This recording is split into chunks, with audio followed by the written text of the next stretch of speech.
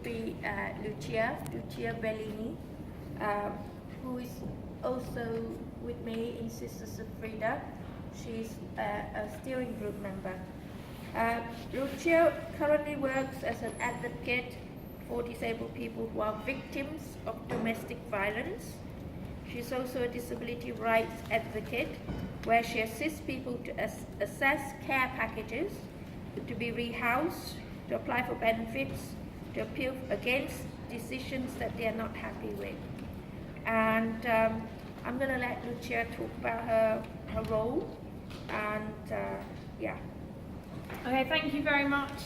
And it's really good to see people here, considering it is one of the last sessions of the event. Yes, as Eleanor has explained, my name's Lucia Bellini, and I am a disability and domestic violence advocate in a small charity in East London called Stay Safe East, and we work specifically with disabled people who have been survivors of domestic violence, hate crime, sexual violence, and any other forms of human rights abuses. And I specifically work with, well, mostly disabled women, to support them to make choices, to access services, and also to provide them with emotional support as well as with advocacy.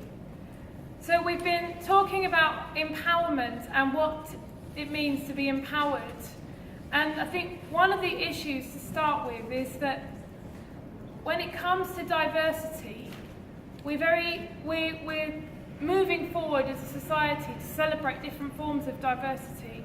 But when we think about disability and disabled people, disability itself is still seen as a problem, as a defect, as a lack of something, as somebody who has limitations.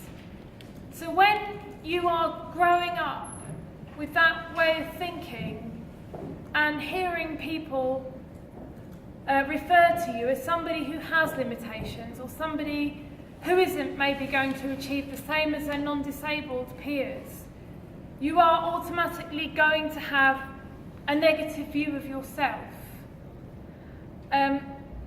For a lot of disabled women in particular, they're sent to institutions or segregated education where they're not taught about things like sex education.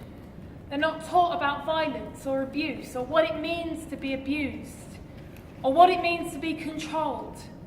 A lot of women, for example, who have learning difficulties, or in some countries they call them intellectual disabilities, they don't necessarily understand what abuse is. And it's not because they can't, but it's because they're not taught in a way which is accessible to them. Many women, or disabled women, we're not seen as being sexual beings. So the chances of us getting into a relationship is non-existent. And therefore the chances of us experiencing violence, including sexual violence, is also non-existent. And that is the attitude that many people have. Obviously, in many countries, a lot of disabled women don't have an education at all. So again, the way they see themselves is going to be very negative. Therefore, it's very possible that for a lot of disabled women, they get into relationships where they feel, this is my only opportunity of having a relationship, because I've been told I never will, and I've been told I will never be normal. So they have a relationship, and then when there is abuse in that relationship, they may either not know that it's abuse, or they may feel that this will be the only opportunity they have of having a relationship, so they can't get out of it. A lot of disabled women may depend on the perpetrator for personal care, very intimate care. They may also depend on the perpetrator to assist with things like medication or attending appointments, or a lot of women with maybe learning difficulties or mental health, it might be that the perpetrator provides them with forms of emotional support, encouragement to go out, to attend appointments, to take part in social activities. So it's a form of dependence that's very difficult to get out of, because when they want to leave a situation, it could be terrifying. The thought of being without that person, who is also their carer in many ways, is very scary, especially when you've been in that relationship for years. Now, domestic violence, domestic abuse can be very similar or the same. We can have the same experiences as non-disabled women, but in some ways our experiences can also be different. So, for example, I've had clients who are living with family members who take away their equipment. So if they're physically disabled, they have their walking frame taken away, or special equipment that they use in the house has been moved. So they have to stand up for long periods of time, which could be physically very painful. So that isn't a conventional form of physical violence, but it is physical violence because that person is being forced to stand up, and therefore they're forced to be in pain, to experience physical pain, because their equipment isn't accessible to them. Many people could have either their medication taken away, or they could be over-medicated. So I've had a client who has mental health issues, but whose partner, who was a perpetrator, convinced her to take extra medication because he said it would be really beneficial for her mental health and to help assist with her levels of high anxiety.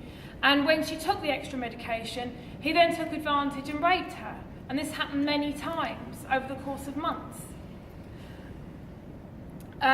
These are still not recognised in the same way as other forms of physical abuse against a non-disabled woman is. Many disabled women could experience abuse from a paid personal assistant, or as some people would call a carer. This could be just as frightening, but unfortunately this is not seen as domestic violence. So therefore, the woman may not get the same access to services as a non-disabled woman who has experienced violence from her partner. There are, I know I haven't got that long left, so I'll try and wrap up very quickly, and we hope can come back to the discussion at the end, but there are difficulties for disabled women that are particularly when thinking of leaving a situation. For example, many refuges or safe houses are not accessible. I think in the whole of London there are something like 8 refuges that are accessible to women in wheelchairs, and they each only have about 1 or 2 accessible rooms. And I'm sure there are many more women than 8 wanting to flee domestic violence who use wheelchairs or who need an accessible room. Accessing the police and the justice system. For many women, specifically with learning difficulties or with mental health, they may not have they may not be believed by the police. Many women may not know how to get the support and would need assistance with, from somebody to explain the processes to them. I work with a lot of disabled mothers who are living in a situation where they're experiencing domestic violence, but they know that without the perpetrator, they've been told by social services that they can't look after their children. So I've had one client in particular who's recently had 2 children taken away, but she's too scared to leave her partner, who is abusive, and because she's too scared to leave her partner, social services are threatening to take away the other 3. So those are just some of the barriers that are experienced by disabled women, and it would be interesting to hear from people here if they've got any barriers or issues that they've come across in different parts of the world and different countries. Thank you very much.